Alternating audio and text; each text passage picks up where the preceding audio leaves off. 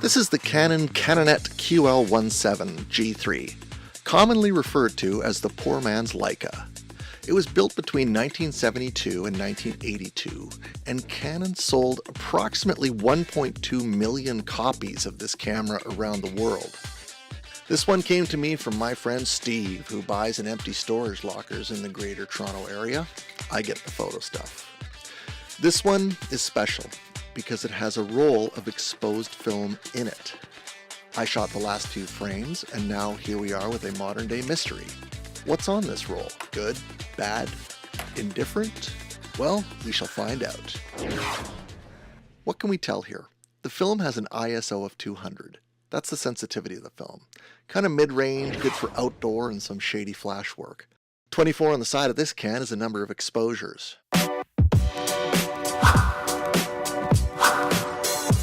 Now, I know a lot about this because I was formerly trained in and have developed hundreds of rolls of C41 print film.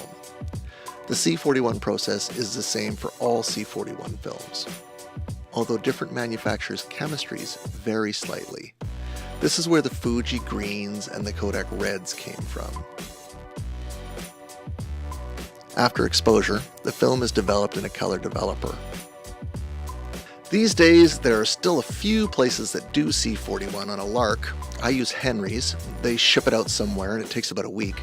Once the film is developed, it is then printed to photo paper, and then you get your prints.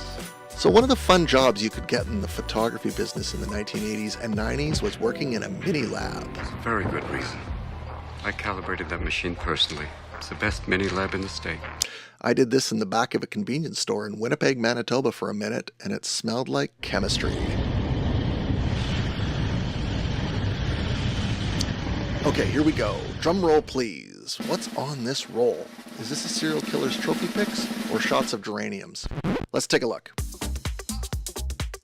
So in the bag, you get a contact sheet with little pics on it, a CD-ROM with the shots, has 9 meg scans, 3634 by 2434 pixels. Not big enough to put on the side of a bus, but hey.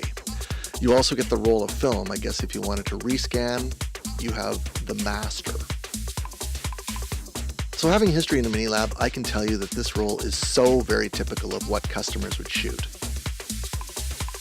A snapshot style highlighting people and events. And remember, you only had 24 exposures per roll, so it was typically 1 exposure per setup. So there you have it, a mystery roll of film found in a storage locker. Probably shot in the early 90s is my guess. Taking a closer look, this one is Georgian Bay in Ontario.